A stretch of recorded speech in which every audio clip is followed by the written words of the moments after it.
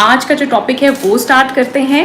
आज का जो टॉपिक है वो है डीप क्लिनजिंग। ठीक है, जैसे आपने बहुत दफ़ा सुना है कि हम डीप क्लीनिंग करते हैं अपने कमरे की, अपने घर की, अपने वॉशरूम की, अपने वार्डरोब की, अपने कबर्ड्स, अपने ड्रॉर्स की, अपने किचन की, अपने रेफ्रिजरेटर की, फ्रीज़र की, किसी भी चीज़ की।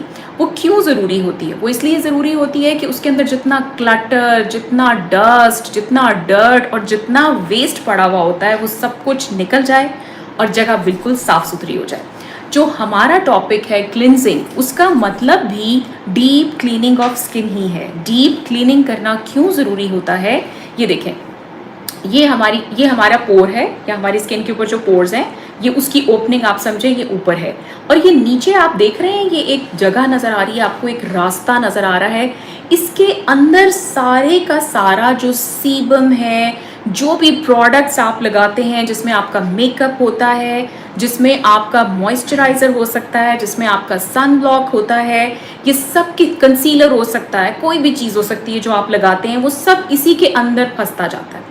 जब वो इसके अंदर फंसता जाता है और आप इसकी सफाई नहीं करेंगे तो आप खुद सोचें क्या होगा। आपकी स्किन जो है वो आपको पहले जैसी नहीं लगेगी। आपकी स्किन आपको हेल्दी, फ्रेश, ग्लोई और आपको लगेगा वो डल होती जा रही है। और कोई मेकअप करके तो अच्छी लगती है, लेकिन अब तो पता नहीं मतलब स्किन को क्या होता जा रहा है कि कुछ समझ ही नहीं आती है कि आप नॉर्मली जैसी ये दिखती थी, इसका टेक्सचर ही चेंज होता जा रहा है और ये वैसी फ्रेश और हेल्दी नहीं लगती है। इसलिए इसको साफ करने के लिए बहुत ज़रूरी है डीप क्लिनजिंग।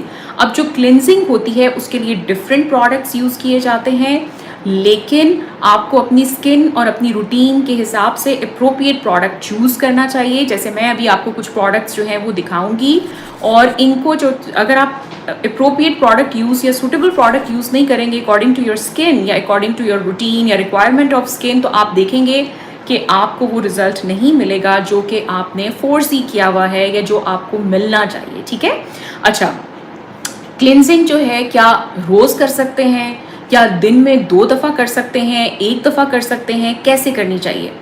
ये डिपेंड करता है कि आपकी स्किन जो है वो किस किस्म की है। अगर आपकी स्किन जो है वो ऑयली है, बहुत ज़्यादा सीबम बनाती है, तो इसका मतलब है कि आप या बहुत ज़्यादा उस पर पसीना आता है या बहुत ज़्यादा ऑयली है, तो फिर आप 2 दफ़ा भी क्लिनजिंग कर सकते हैं। जैसे सुबह उठ के आप पहले क्लिनजिंग करेंगे, उसके बाद फेस वॉश करेंगे, और रात को सोने से पहले जो है वो आप पहले क्लिनजिंग करेंगे और फिर फेस वॉश करेंगे। ठीक है, लेकिन अगर आपकी स्किन जो है वो नॉर्मल है या नॉर्मल टू ड्राई है, तो आप 1 दफ़ा भी क्लिनजिंग कर सकते हैं। प्रेफरेबली अगर आप रात को करेंगे तो क्या होगा कि सारा दिन जो भी आपने मॉइस्चराइज़र, जो भी प्रोडक्ट, मेकअप या फिर सन ब्लॉक कुछ भी आप लगाते रहे हैं, वो सब कुछ जो है जो अंदर फंसा हुआ होगा वो सारे का सारा क्लियर हो जाएगा। और एक और फ़ायदा इसका बहुत बड़ा ये होता है कि जब आप डीप क्लिनजिंग करेंगे और उसके बाद फेस वॉश करके अपनी नाइट एप्लीकेशंस लगाएंगे, तो आप देखेंगे कि उनका रिजल्ट जो है वो कितना ज़्यादा और कितना अच्छा हो जाएगा, कितना बेहतर होगा, और आपकी स्किन आपको पहले से इम्प्रूव्ड मिलेगी। ठीक है, टेक्सचर वाइज भी और कलर वाइज भी। अच्छा, अब इसको पहले करते हैं फेस वॉश से या बाद में करते हैं? क्लिनजिंग जो होती है वो आपने फेस वॉश करने से पहले करनी होती है। ठीक है, और आपको मैंने बता दिया कि किसी भी तरह की स्किन टाइप हो, क्लिनजिंग इज़ रिक्वायर्ड। ठीक है, अच्छा, ये तो हो गया कि अगर आप घर में क्लिनजिंग करेंगे तो फिर आपने किस तरह से करनी है। मैं आपको कुछ क्लिनजिंग के प्रोडक्ट्स दिखा रही हूँ। ये देखें, ये नॉर्मल टू ड्राई या एजड या मेच्योर स्किन के लिए क्लिनजिंग क्ले है। ठीक है, यूज़ करने का तरीका क्या होता है कि आपने हल्का सा स्किन को डैम्प कर लिया, यानी कि गीला नहीं करना पूरा, बट हल्का सा नम कर लिया, और उसके बाद आपने यहाँ पे अपनी क्लिनजिंग का जो भी मटेरियल है वो लिया, और जैसे आप स्क्रब करते हैं बिल्कुल उसी तरह से आपने क्लिनजिंग कर लेनी है। अच्छा, क्लिनजिंग जो है वो आप 10 सेकेंड्स करें, 10 सेकेंड से ज़्यादा मत करें। 10 सेकेंड्स भी कर सकते हैं, और जो रोज़ कर रहा होता है उसका इतना क्लटर ही नहीं होता, वो अंडर 10 सेकेंड्स भी कर सकता है। ठीक है, एक मैंने आपको ये दिखाई है। अब अगर बहुत ज़्यादा ऑयली स्किन है, बहुत ज़्यादा पसीना आता है, या डेली आपने मेकअप वेयर करना है और उसके अलावा ब्लैक हेड्स, वाइट हेड्स बहुत बन जाते हैं, तो फिर या फिर एक्नी है, तो फिर आप ये वाली क्लिनजिंग क्ले जो है इसको यूज़ कर सकते हैं। इसको भी मैंने आपको बताया, आप 1 दफ़ा भी यूज़ कर सकते हैं दिन में क्लिनजिंग को, और आप 2 दफ़ा भी यूज़ कर सकते हैं। ठीक है, एक मैंने आपको ये दिखा दी है। अच्छा, उसके बाद मैं आपको ये डिटॉक्सिफाइंग और डीप क्लिनजिंग मास्क दिखा रही हूँ, ठीक है। इट्स ए शीट मास्क, जैसे आपको नज़र आ रहा है यहाँ पे जो है ये शीट बनी हुई नज़र आ रही है, ये इस तरह का मास्क है, ठीक है। इसको जो है वो आप वीक में एक दफ़ा यूज़ कर सकते हैं। जब आप इसको वीक में एक दफ़ा यूज़ करेंगे तो ये सारे का सारा क्लटर, सारे का सारा डर्ट, जितना एक्स्ट्रा सीबम है, जो कुछ फंसा हुआ था, कोई कैरेटिन फंसी हुई थी आपके इसके अंदर, सब जो है वो निकाल लेगा। इवन ब्लैक हेड्स को भी रिमूव करने में हेल्पफुल है। कभी भी दबा दबा के आपने ब्लैक हेड्स नहीं निकालने, ठीक है। अच्छा, क्लिनजिंग का एक और जो प्रोसीजर है या एक और अच्छा तरीका है वो ये होता है कि you also need to exfoliate your skin, क्योंकि अगर आप स्किन को एक्सफोलिएट करके डेड स्किन नहीं हटाते तो उससे प्रॉब्लम या इशू ये आता है कि फिर आपकी क्लिनजिंग जो है वो उतनी अच्छे तरीके से नहीं हो सकती है, क्योंकि डेड स्किन या डेड सेल्स बहुत पड़े हुए होते हैं, ठीक है।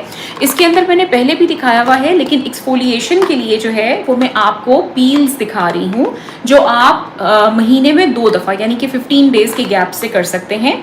ये देखें, ये जो है ये ग्लाइकोलिक एसिड की पील है और इसके अंदर 10% ग्लाइकोलिक एसिड है। इसको 10 सेकेंड से ज़्यादा यूज़ नहीं करना, हल्का सा नम कर लेंगे आप स्किन को और उसके बाद जो है वो इसको आप बिल्कुल जैसे आप यूज़ करते हैं ना कोई सा भी स्क्रब, उसी तरह से आपने 10 सेकेंड्स के लिए यूज़ करना है और फिर उतार देना है। इसको आपने छोड़ना नहीं है स्किन के ऊपर, ठीक है। अब जो मैं आपको दिखाने लगी हूँ ये भी AHA के साथ है, ये वाली पील भी, लेकिन इसमें 8% पील है। जो मैंने पहले दिखाई है वो 10% है। स्किन के हिसाब से अगर स्किन थिक है, बहुत ज़्यादा ऑयली है, पसीना भी आता है, एक्नी प्रोन है, तो फिर आप ये वाली कर सकते हैं। अगर आपकी नॉर्मल स्किन है या मैच्योर स्किन है या नॉर्मल टू ड्राई स्किन है तो फिर आप ये कर सकते हैं। तरीका जो है वो सेम रहेगा। अच्छा, अभी देखें, अब आपके जहन में ये क्वेश्चन आ सकता है या हमें पता होना चाहिए कि पहले क्या करते हैं। सबसे पहले क्लिनजिंग, उसके बाद फेस वॉश, उसके बाद आपने एक्सफोलिएट करना है, फिर आपने मास्क लगाना है and then you are going to use your toner, ठीक है।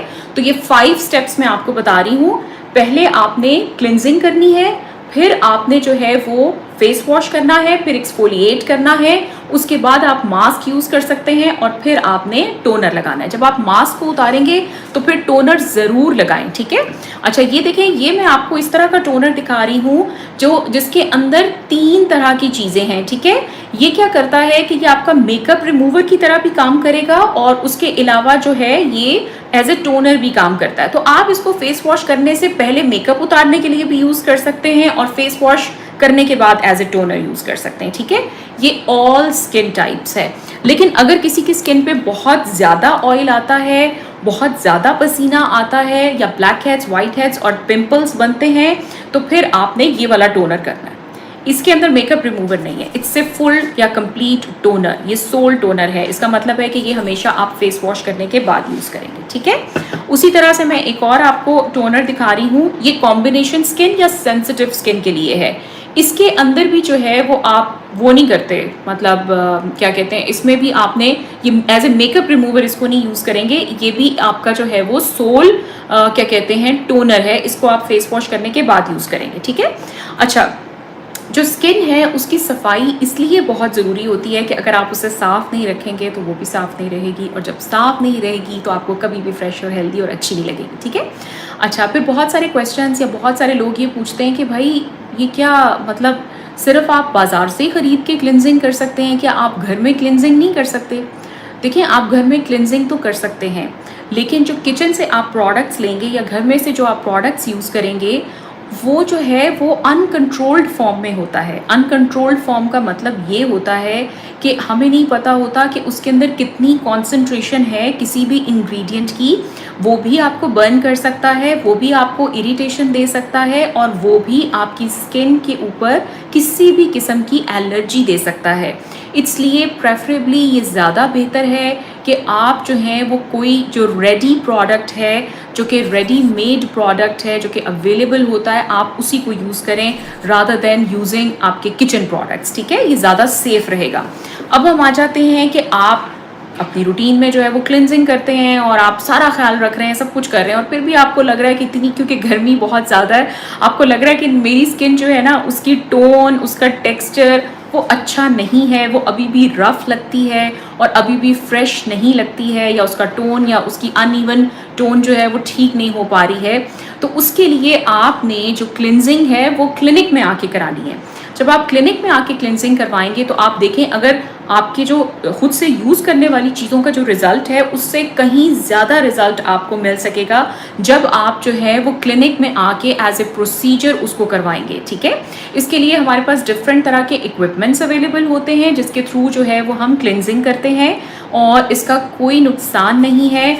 और इसको क्लिनजिंग करने के साथ साथ हम ऑक्सीजन भी प्रोवाइड कर देते हैं स्किन के अंदर, जिसकी वजह से ना सिर्फ आपका पोर साफ हो जाता है, आपकी स्किन की डेड लेयर उतर जाती है, बट उसके साथ साथ क्योंकि स्किन को ऑक्सीजन मिलती है तो स्किन एकदम से जो है वो फ्रेश, हेल्दी और ग्लोई हो जाती है। ठीक है जी, तो ये था हमारा आज का जो भी मैंने आपके साथ डिस्कस करना था या आपको इन्फॉर्मेशन देनी थी।